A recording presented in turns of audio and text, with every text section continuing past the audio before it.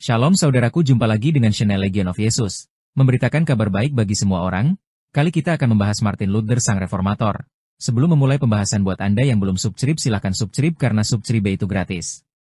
Saudaraku, Martin Luther sebenarnya adalah seorang calon hakim sebelum menjadi reformator. Dalam riwayat hidupnya, Martin Luther sempat masuk sekolah pendidikan hukum, atas dorongan ambisi ayahnya. Luther lahir di Eisleben pada 10 November 1483, dan dibaptis dengan nama pelindung Martin atau Martinus.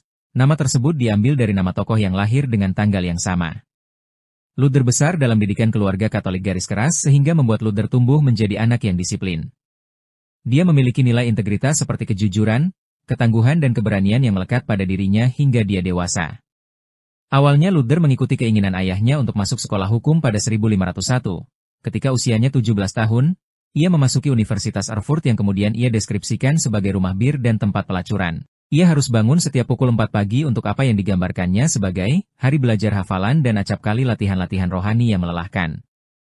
Ia mendapatkan gelar magisternya pada 1505. Ia menjadi pelajar terbaik di masanya. Namun seiring waktu berjalan semua berubah. Di tengah perjalanannya melewati hujan badai disertai angin kencang pada malam hari, petir menyambarnya hingga ia ketakutan. Dan lantas berteriak, "Santa Ana, tolong saya. Saya berjanji akan menjadi biarawan." Inilah titik balik hidupnya. Luther meninggalkan sekolah hukumnya dan diam-diam masuk biara yang sangat disiplin, yaitu Ordo Agustin. Karena kecerdasannya dalam bidang hukum, Luther mendai salah seorang yang terpandai di sana. Luther juga mengambil studi biblika.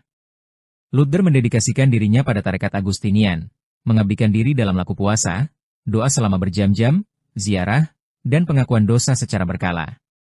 Luther mendeskripsikan periode hidupnya ini sebagai salah satu keputusasaan rohani. Ia berkata, "Aku kehilangan kontak dengan Kristus sang juru selamat dan penghibur, serta menjadikannya sipir dan algojo jiwaku yang malang."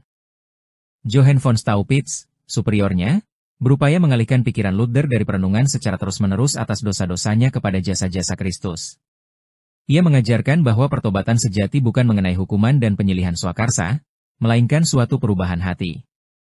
Pada 3 April 1507, Jerome Scultetus, uskup Brandenburg, menahbiskan Luther di Katedral Erfurt. Pada 1508, von Staupitz, dekan pertama Universitas Wittenberg yang baru didirikan, memanggil Luther untuk mengajar teologi.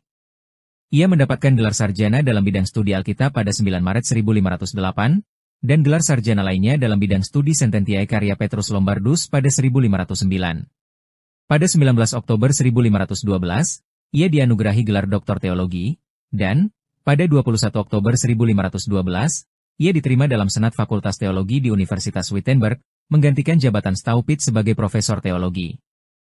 Ia menghabiskan sisa karirnya dalam posisi ini di Universitas Wittenberg.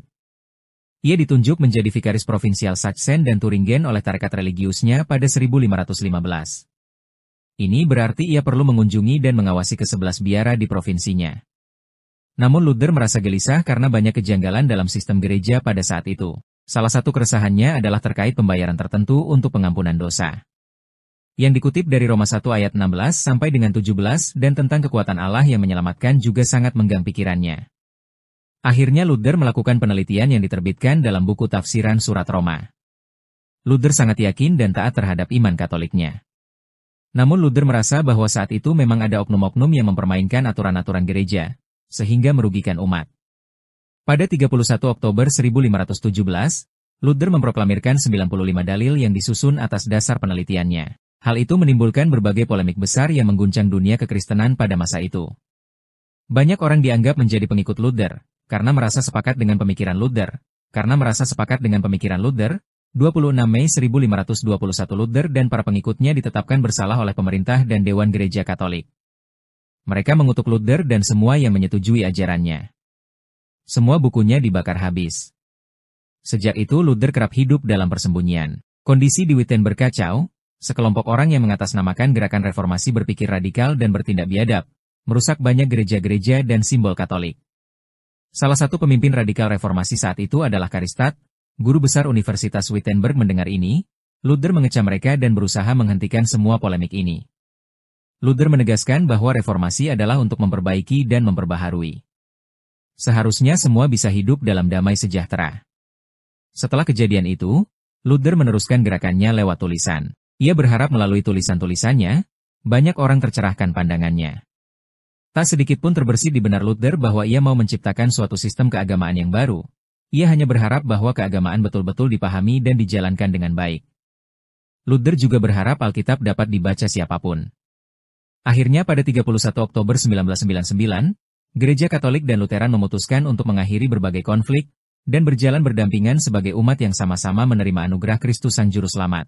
Demikian saudaraku, akhirnya Gereja Lutheran kembali bersama Gereja Katolik. Semoga hal ini menambah pengetahuan Anda dan menghindarkan kita dari konflik dan perpecahan. Akhir kata KAI ucapkan terima kasih Tuhan Yesus memberkati kita semua.